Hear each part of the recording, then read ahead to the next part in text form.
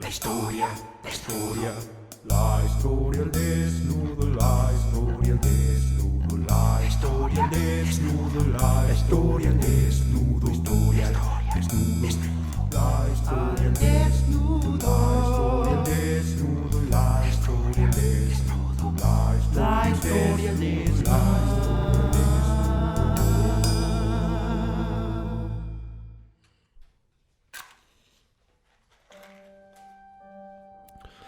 Como tratamos en el episodio pasado, los orígenes de Roma son bastante desconocidos. Bueno, en realidad son un completo misterio. Hablamos un poco sobre las leyendas que ellos mismos contaban a sus hijos. Es decir, se daban este origen mítico como los descendientes de Eneas y Afrodita. Eneas escapó de Troya después de los eventos de la Ilíada y llegó a Italia, donde se juntó con unos latinos del lugar para fundar Alba Longa.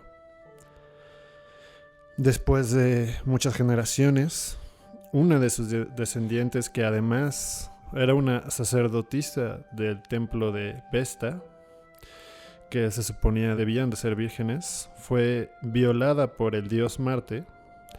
Y fue producto de este acto horroroso que nacieron los fundadores de Roma, Rómulo y Remo.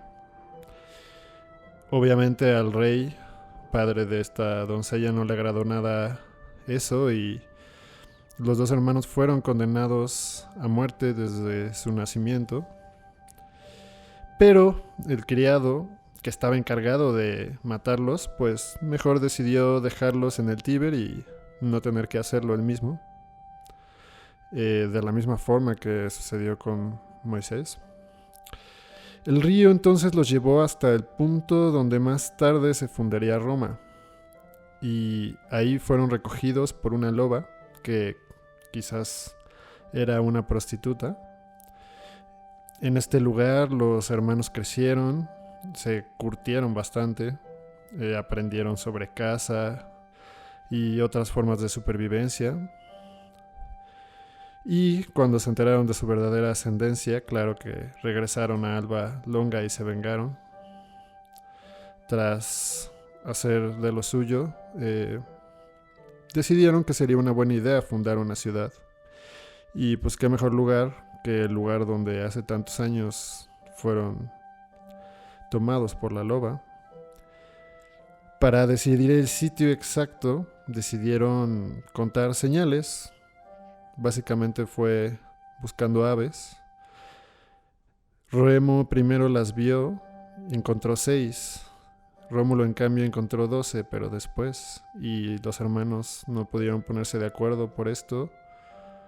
Y pues Rómulo terminó matando de un lanzazo a su hermano y fundando por él mismo Roma. Aunque para nosotros estas historias son fábulas increíbles,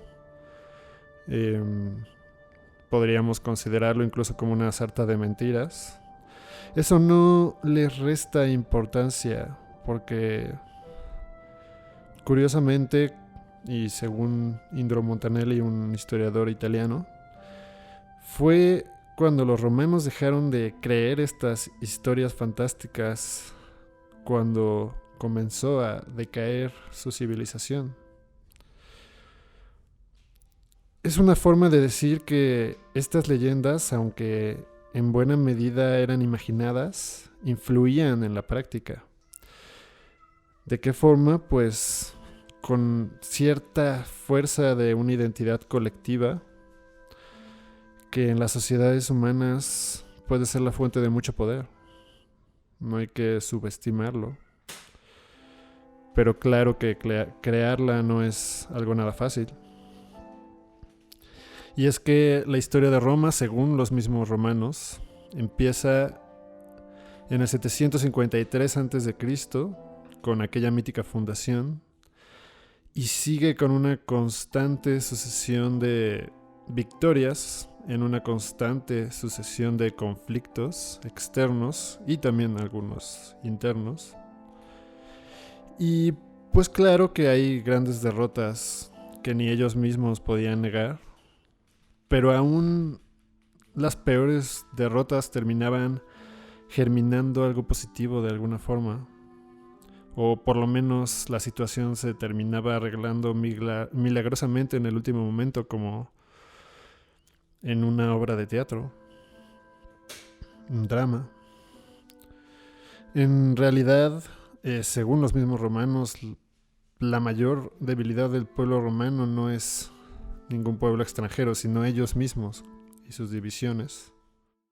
Muchos de estos episodios heroicos con los que se salvan los romanos, pues obviamente son bastante sospechosos.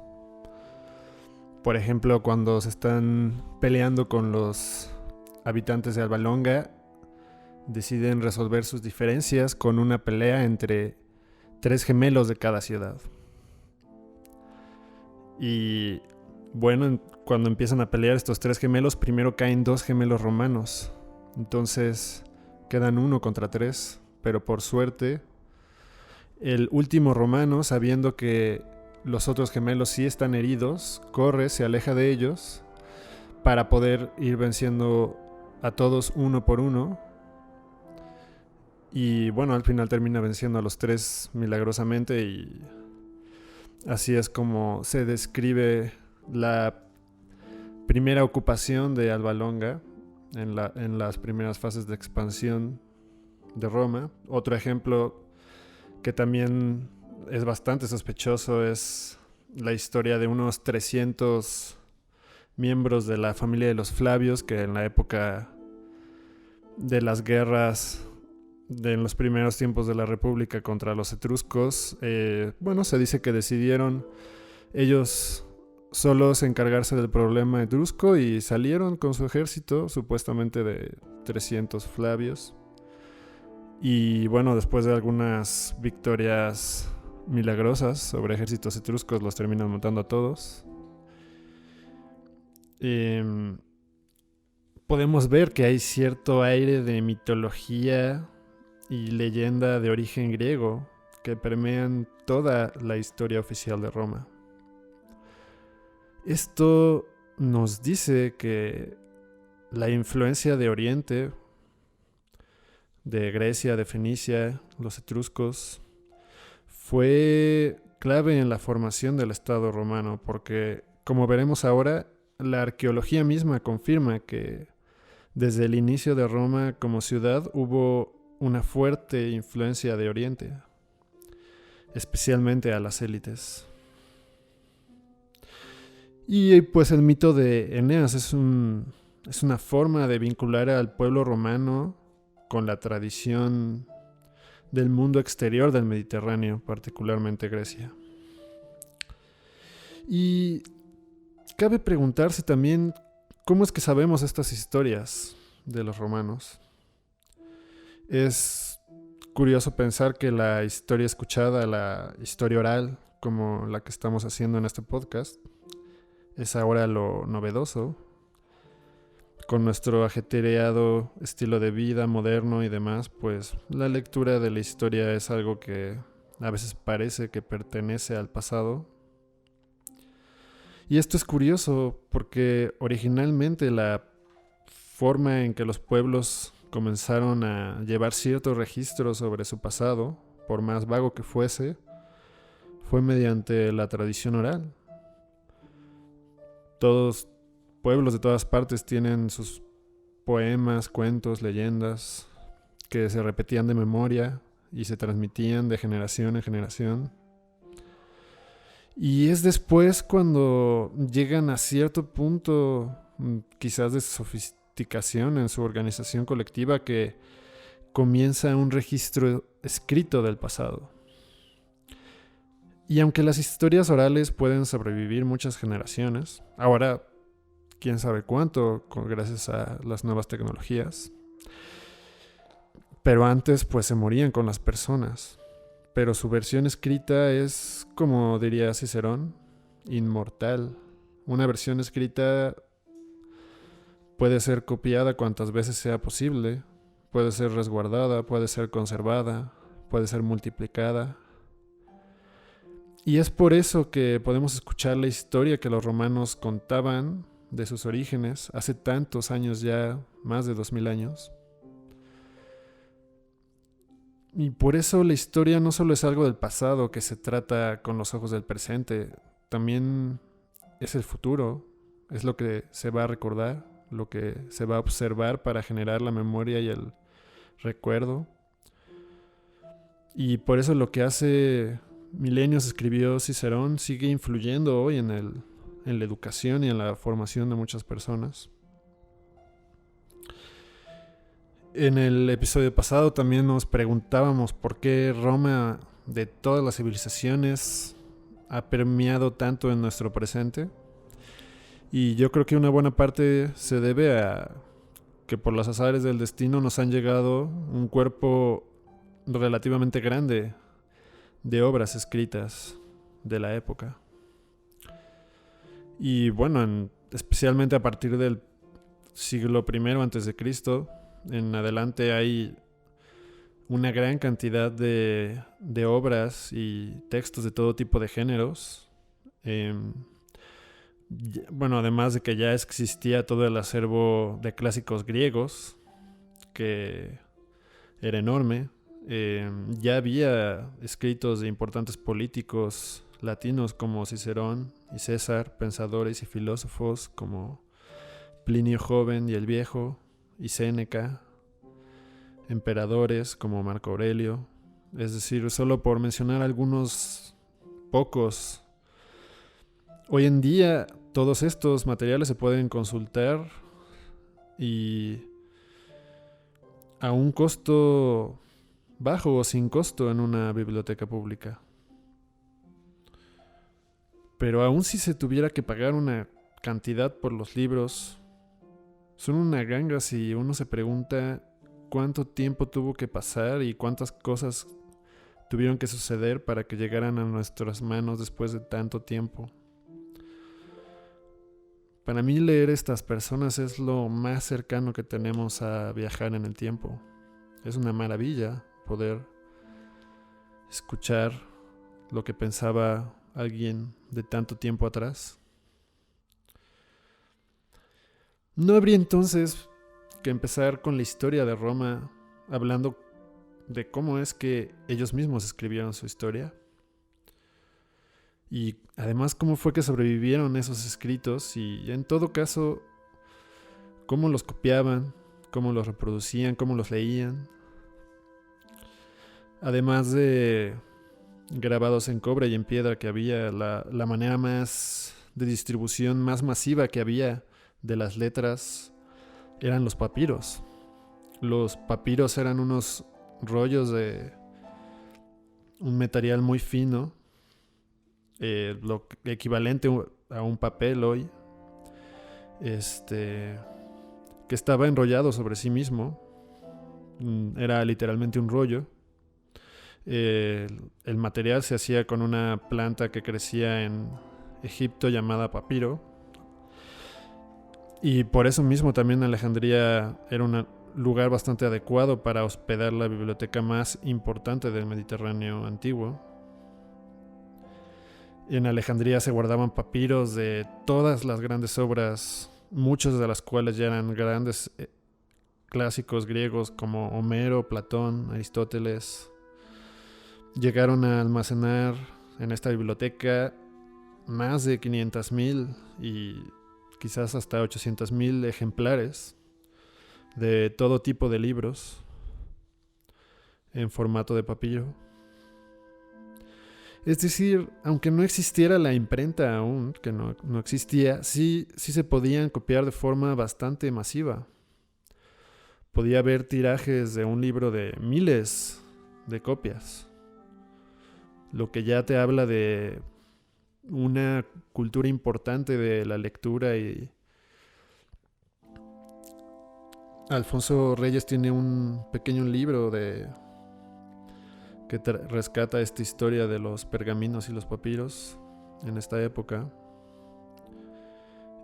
Para escribir o incluso leer se usaba una especie de regla y bueno, había otros utensilios que usaban para facilitar la lectura. Era Básicamente lo agarrabas de un lado, lo ibas de ambos lados con las dos manos, lo ibas desarrollando con una mano y con la otra mano ibas enrollando lo que ya habías pasado hasta llegar al final, aunque claro, había quienes eran más flojos o descuidados y dejaban todo el rollo abierto y hasta el final lo arreglaban. Estos papeles podían ser algo delicados y eran bastante vulnerables a las termitas y a incendios y a inundaciones. Por ello también se solían guardar en contenedores de cuero.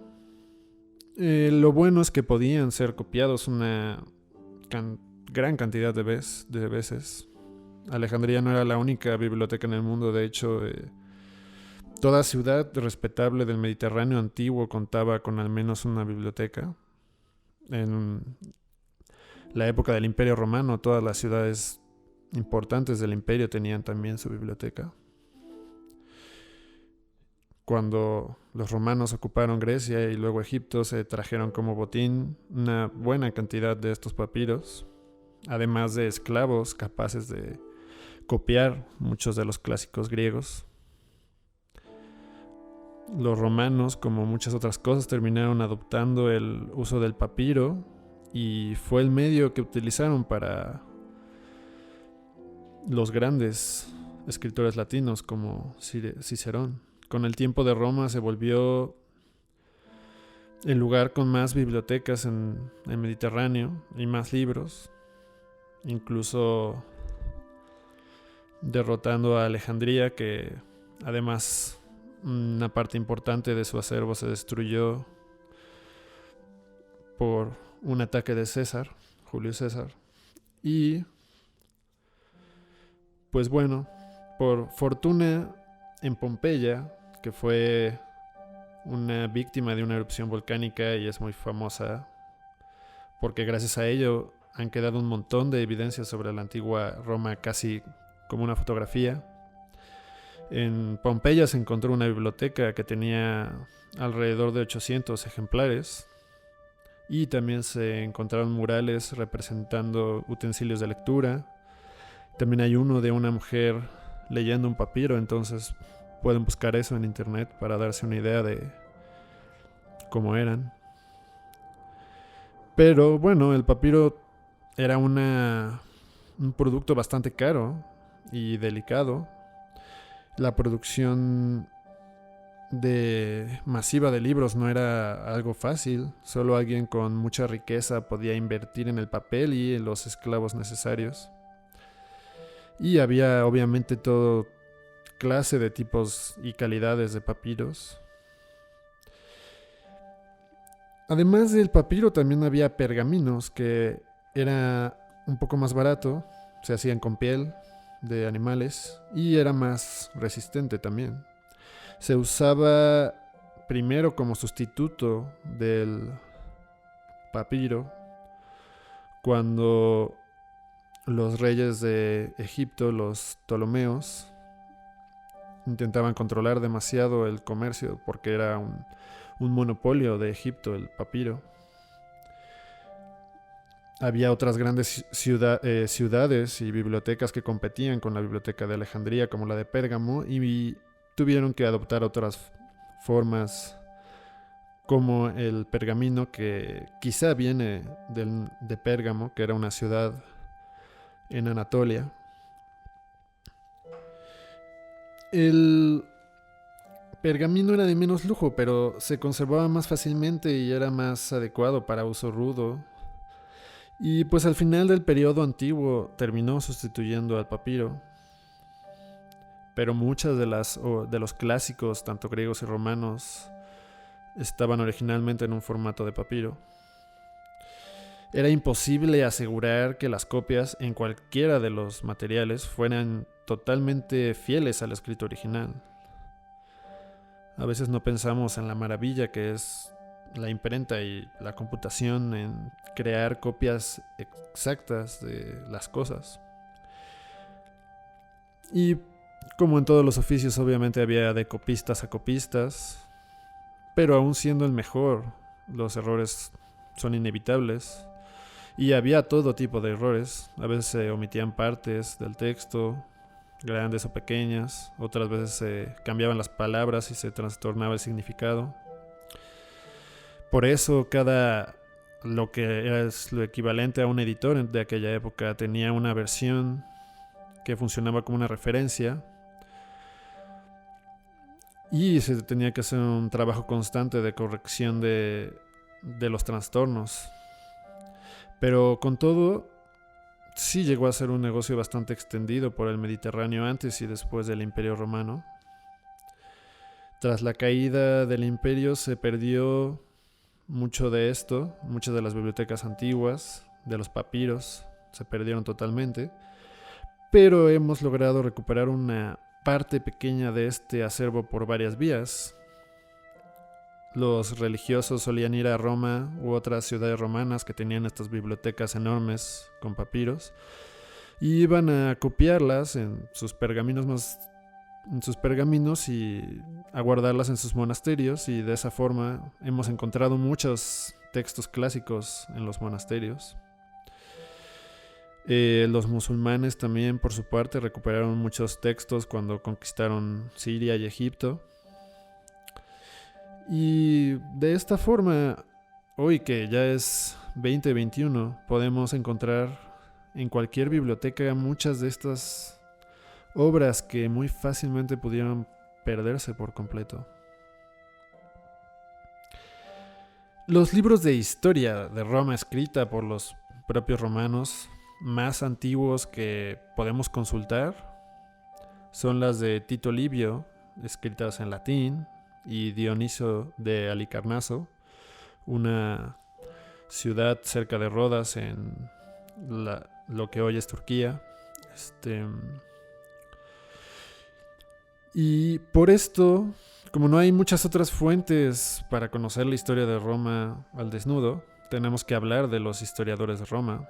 Tito Livio y Dioniso eran ambos de la época de Augusto, es decir, en la época que ahora recordamos como el nacimiento de Jesucristo,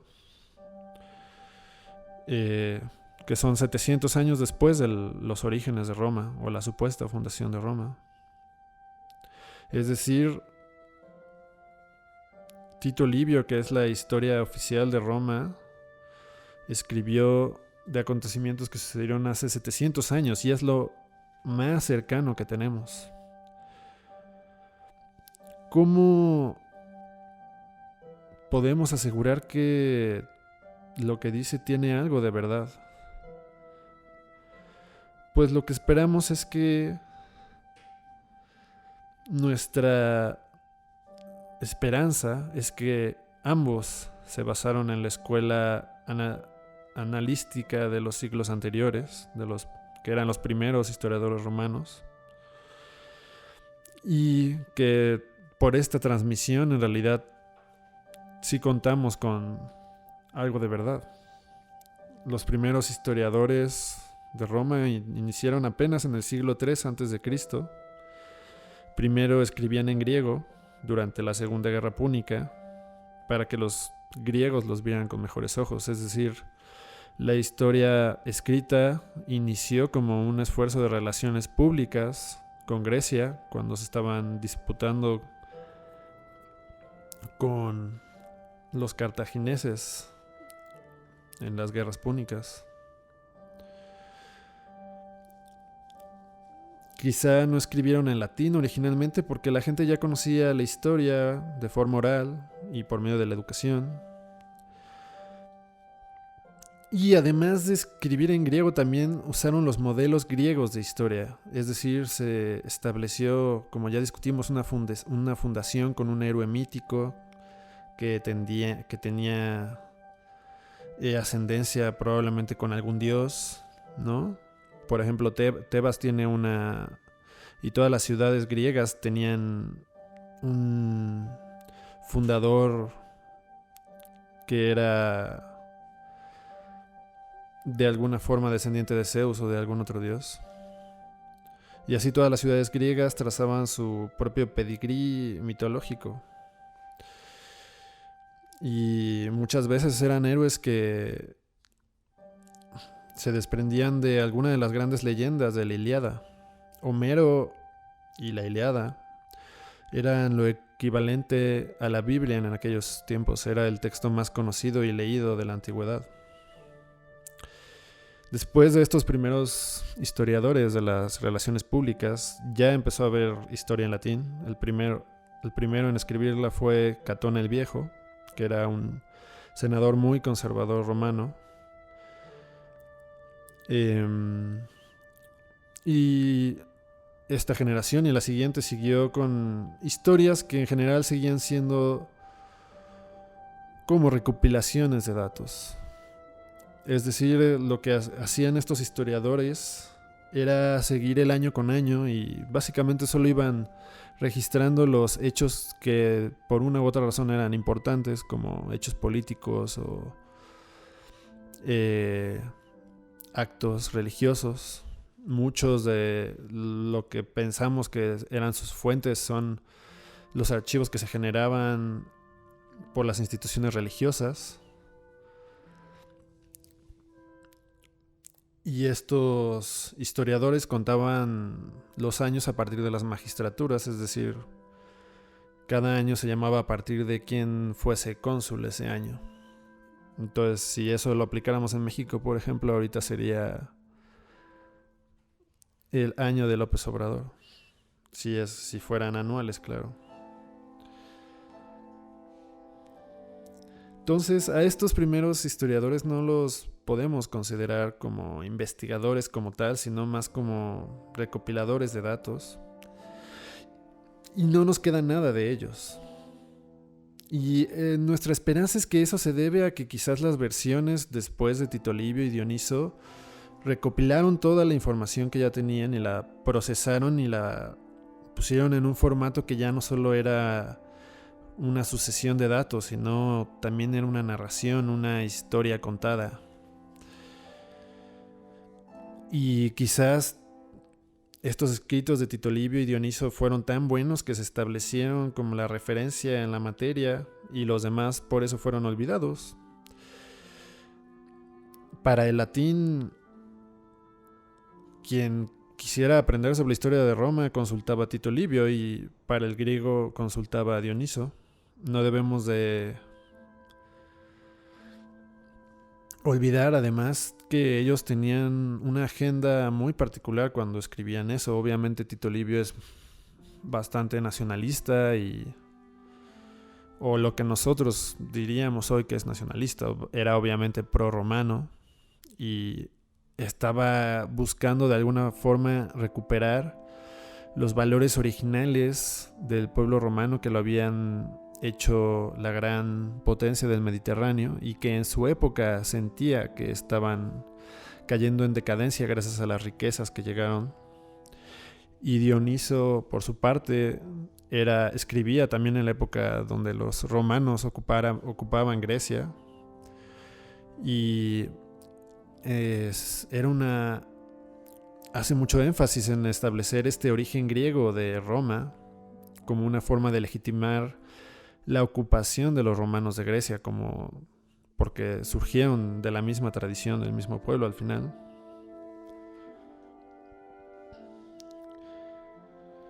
Y los mismos analistas de los que hablamos antes, aunque solo recopilaran datos, eso no significaba que no tuvieran algún sesgo. Sabemos que probablemente los analistas de la época de los Gracos, que fue una época de muchos conflictos internos por las tierras, probablemente daban preferencia más a recopilar datos que hablaran sobre peleas internas. Y eso solo es un ejemplo. Además de esto está el problema del teléfono descompuesto, que pues es simplemente después de tantas copias que tanto se ha trastornado del significado original de todos estos escritos.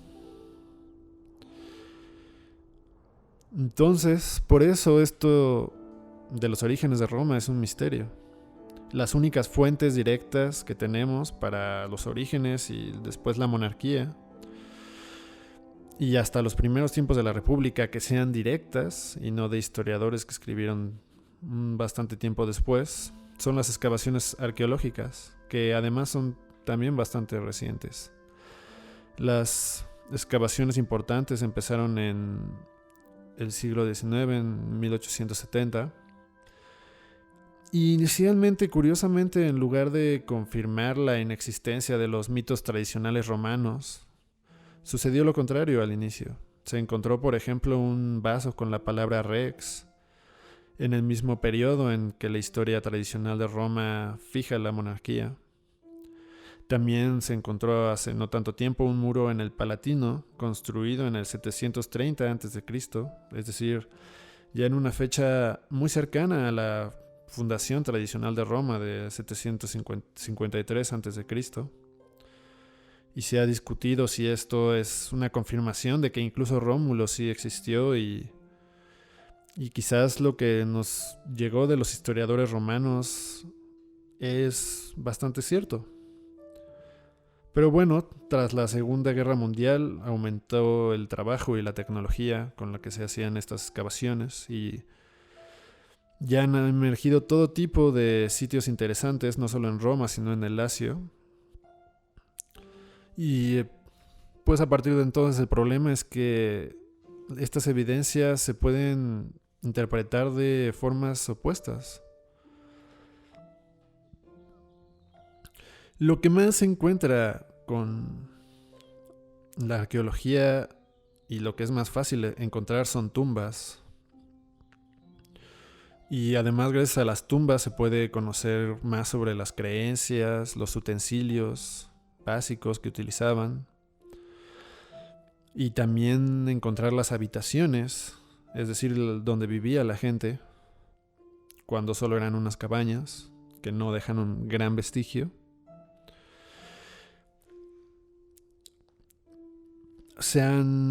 Gracias a estas excavaciones se han encontrado grandes cambios en el Lacio a partir de las últimas décadas del siglo VIII a.C., que es más o menos la época de la fundación de Roma.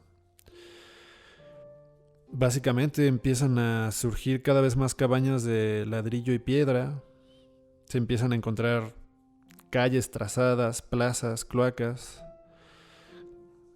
Empezó a urbanizarse y se pueden encontrar ya decoraciones y otros objetos que dan más información sobre la vida en aquellos tiempos. Con toda esta información, los arqueólogos pues han intentado hacer una cronología de la historia de Roma. Es decir, se puede hacer una cronología, por ejemplo, hablando de la evolución de la cerámica, de su calidad, de su tipo. Y bueno, hay muchas otras formas en las que se han antepuesto estas cronologías basadas en la evidencia arqueológica con la cronología tradicional de Roma.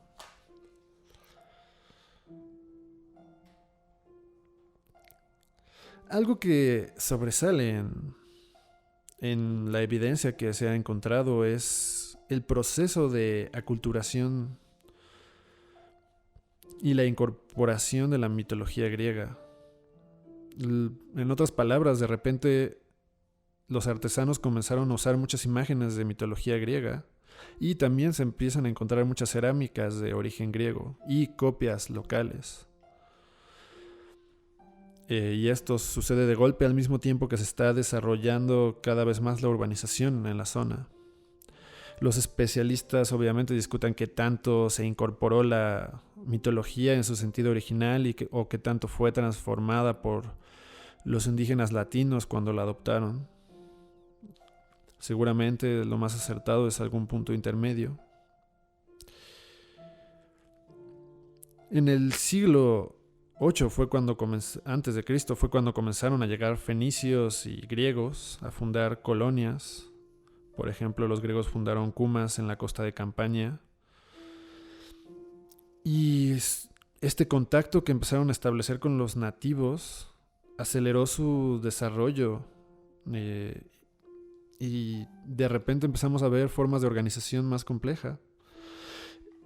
el momento coincide, en el momento del crecimiento de las ciudades, coincide con una mayor presencia de objetos de origen fenicio y griego en Italia. Los artesanos nativos empiezan a aprender técnicas griegas más avanzadas para hacer cerámica y otros tipos de artesanías que consumen las familias aristocráticas para diferenciarse con objetos de prestigio. Es como el iPhone, hoy en día hay miles de imitaciones, pero los ricos siempre usan el último modelo. Y pues también había cerámica griega finísima, original, y había las imitaciones locales que eran más baratas. Y lo importante de eso es decir que ya empieza a haber una estratificación social importante. Y además que gracias a la influencia griega y al comercio con los griegos hay una aceleración de el desarrollo en varios aspectos, en este caso particularmente de la producción de cerámica, pero podemos imaginar que algo muy similar pudo haber sucedido con las instituciones políticas también.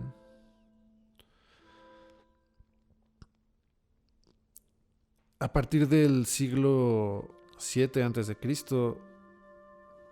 empezamos a ver cada vez más signos de estratificación social. ¿Por qué? Porque las tumbas empiezan a diferenciarse cada vez más. Hay unas tumbas que ya tienen toda clase de objetos de prestigio, de joyas, hechas en mausoleos muy bonitos, que no existían antes. Y eso es en cierto sentido un reflejo de que ya hay una clase alta y ya hay más división social. Y es entre esta élite donde más se nota esta influencia de los griegos. También en este siglo es la primera vez que empiezan a cultivar olivo y vid en la región de Roma.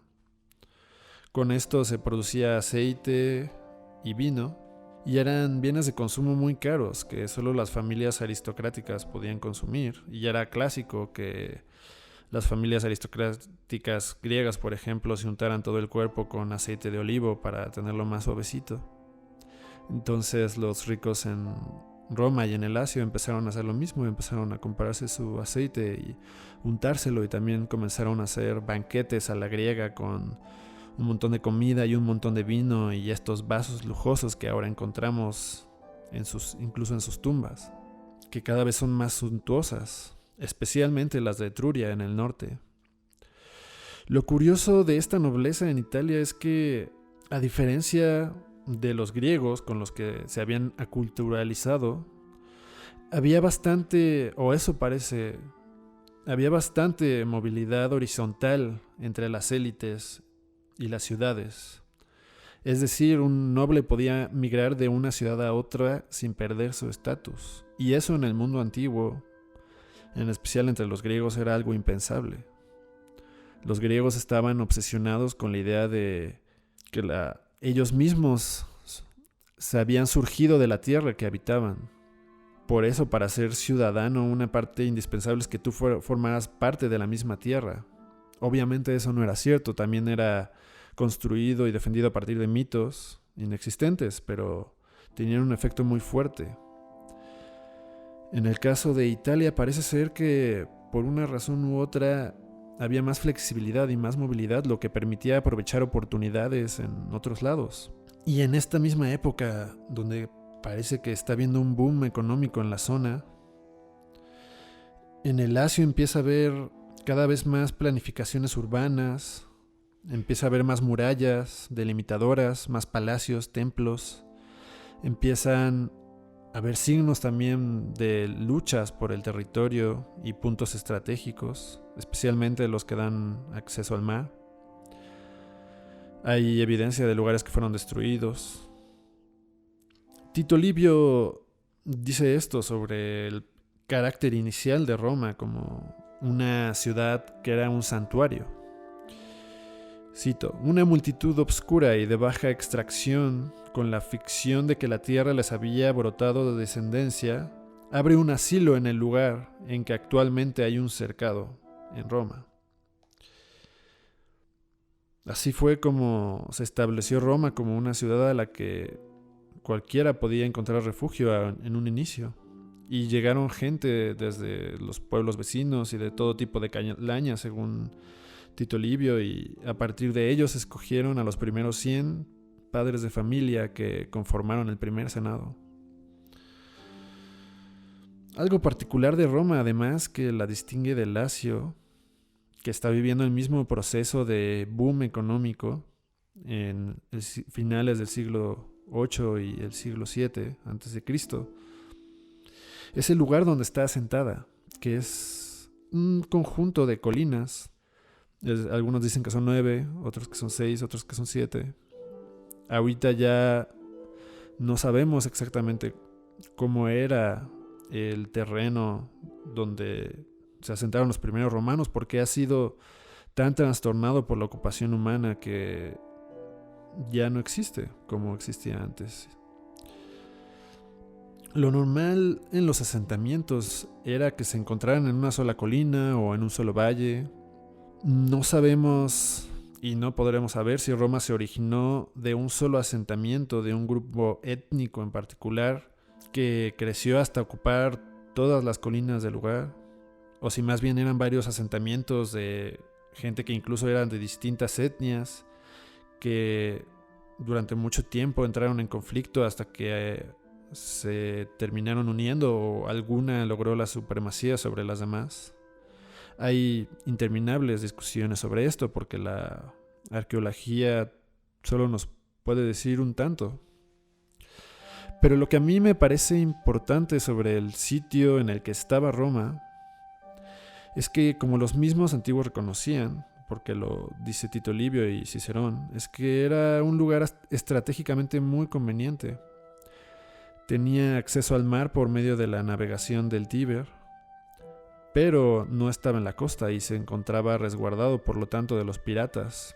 No fue casualidad que los dioses eligieran que Rómulo y Remo terminaran en el sitio particular donde se fundó Roma.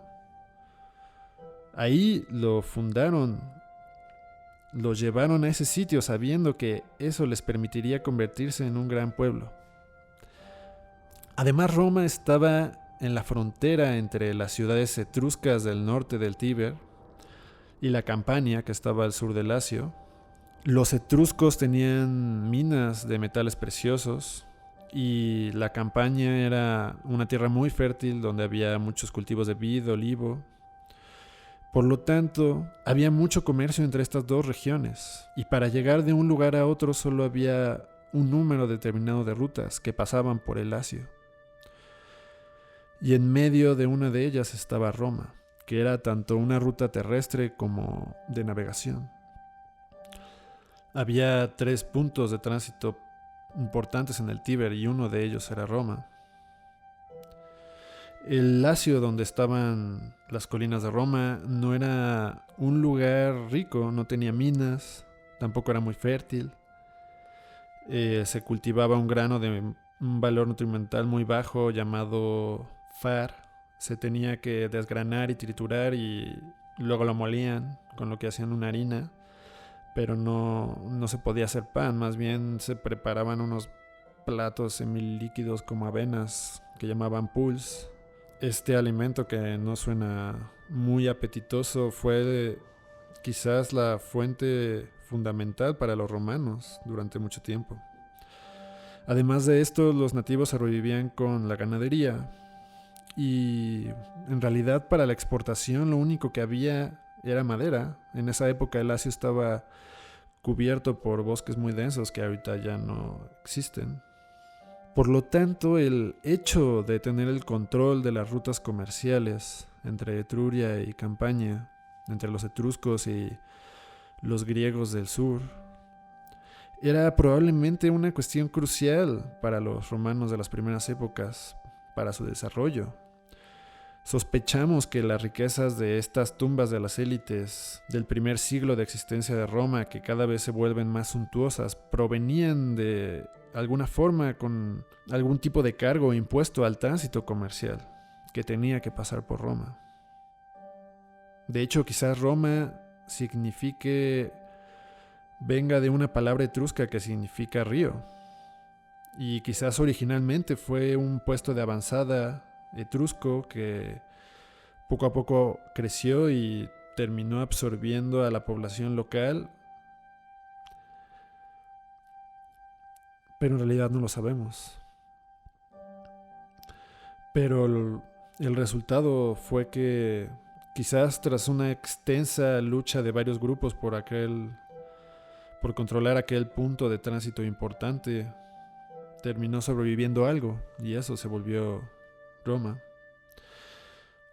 Pero estamos seguros que esto sucedió tras el contacto con otros pueblos más avanzados del Mediterráneo, provenientes de Oriente, como los griegos, que se asentaron en la bota de Italia y la Magna Grecia, y en Campania. Otra cosa que podemos asegurar es que desde el inicio hubo una lucha constante por la supervivencia entre los distintos asentamientos que hubo en el Lacio y que eran rutas importantes para el comercio, y que mientras unos dejaron de crecer en dado momento, otros se transformaron en ciudades que a su vez dominaban a las pequeñas aldeas a su alrededor.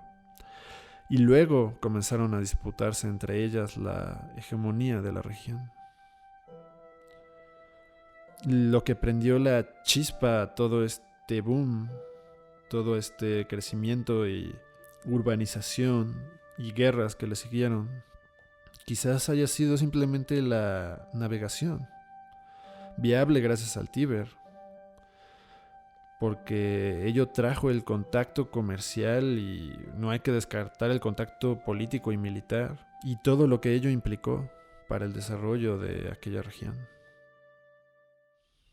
Para que estas ideas venidas desde lejos pudiesen hacer tanta mella en tan poco tiempo en los pueblos del Lacio, tuvo que haber por lo menos algo en común con los pueblos griegos.